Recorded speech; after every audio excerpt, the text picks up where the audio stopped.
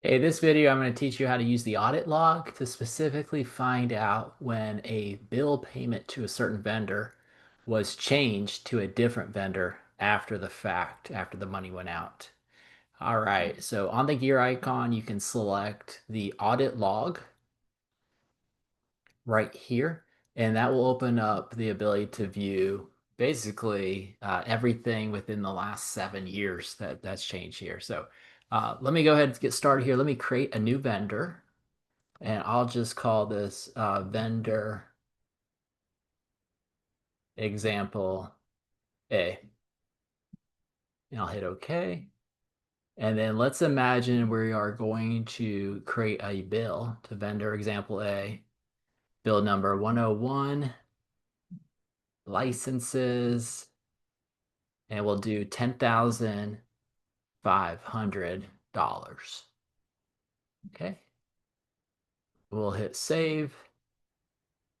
And we got our bill for vendor example A for $10,500. Okay, awesome. And then we'll go ahead and go and pay that. Mark as paid. And we'll just do a wire, let's say, out of the checking account. And two actions have been completed within the last minute or so. Well, actually three. Created a vendor, created a bill, created a bill payment. Okay, let's go look at that real quick here on the audit log. And what we'll see is we can see the time frames. You can see the last 7 years. What are we looking for? Maybe we're just looking to see if anything got deleted or voided. Yeah, just like that, we can do that and see that.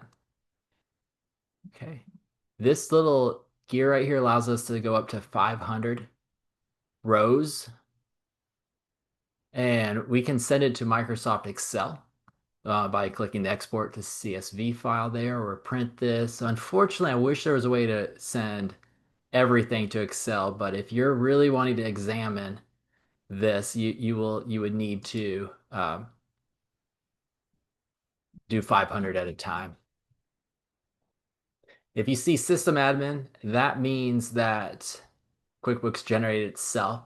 If you're connected to a third-party app, unfortunately, it will not list the third-party app. So it can be tricky because it might have somebody's first and last name on it, but it was intercepted by the third-party app that imported or did something like that. So be mindful of that. Be very mindful of don't just go by the first and last name you see here, especially with the app integrations you have. And QuickBooks is an ecosystem. And one of the great things about QuickBooks Online is you can enter applications back and forth between a variety of different apps. And there's a storeapps.com to see that as well. The approved ones from my Intuit. Okay, so now let's imagine that vendor that we just did, that bill payment, we're going to make that change to a different one. So let's go look at. To do that, we would need to open up the bill, come into the vendor, and let's go ahead and change that. Okay, save, save. Okay. So the bill got changed. It broke it. So immediately it broke the link between that. And if it was linked to the bank feeds, there would be even more warnings saying, are you sure you want to unlink this? Okay. Now, if we were to go to reports and run a vendor balance summary report, we're going to see that vendor example A has a minus 10,000. That's because there's a payment, but there's no bill associated. And then Payee Consulting has a 10,500 positive balance because that hasn't been paid. So we're going to swap the two here. I'm going to go into the one that was basically wired, but as you know, we changed it, right? So you can see how there's no more bill right here associated with it because it got changed to the vendor. So I'm going to go up here and change to the vendor. Okay. And then I've got to come down here and link it back up. So if I do that, everything stays the same, but the audit log's definitely going to see behavior changes as well, which I'll take you into next. Okay. All right. So back to the audit log.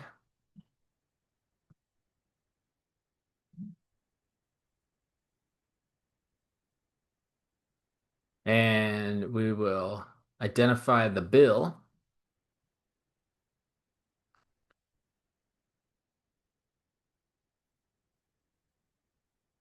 So at first look, it looks as if Vitae got paid, but we know that it was the other vendor that got paid. So we're going to go down at the bottom, and there's a section at the very bottom that says more, and we have audit history. So audit history is the audit log of a particular transaction. In this case, we're looking at a bill,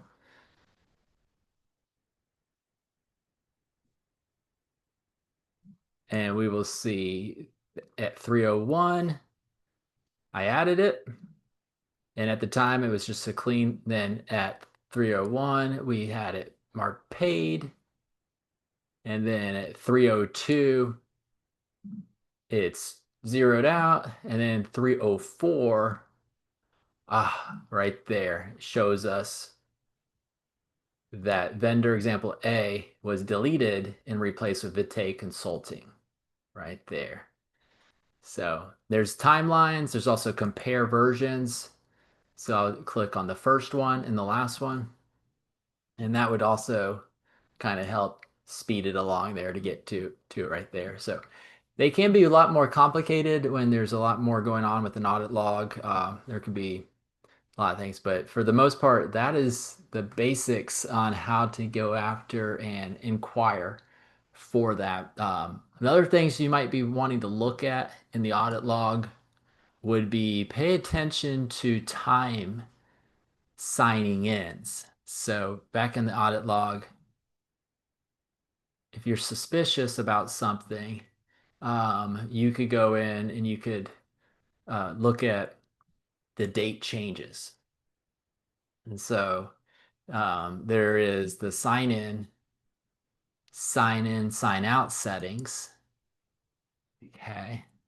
Now, if you just, it won't record signing out if you just X out of the browser. You have to actually click the gear and to properly sign out to record that. So if you just know that. So if you're wondering why aren't there a bunch of sign outs, it's because typically most users just close out the browser, hit X or move to a different page, and that's why. Or it just times you out automatically. So that's not a sign out. A sign out is official. Click on your name at the top right hand corner and sign out.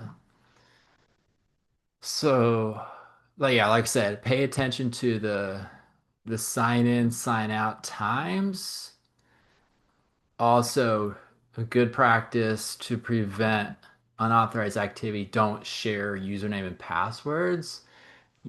Simple Start only has one user, so if you're on Simple Start and you want two people on it, you should upgrade. And it costs more, but the right thing to do would be to pay for that extra license. That way you can record that. Because otherwise, if everybody's sharing the same username and password, you won't have a good audit log to tell you who's doing what. It's going to just go by that user's name there. But um, so that's yeah, there's that, and then like I said before, the deleted voided transactions is super helpful.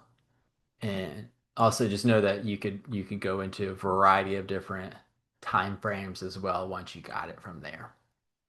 And if we had more than one user, we could isolate it here as well to see that too as well. So, all right, guys, that's the audit log, and I hope you enjoyed it. Thanks for watching.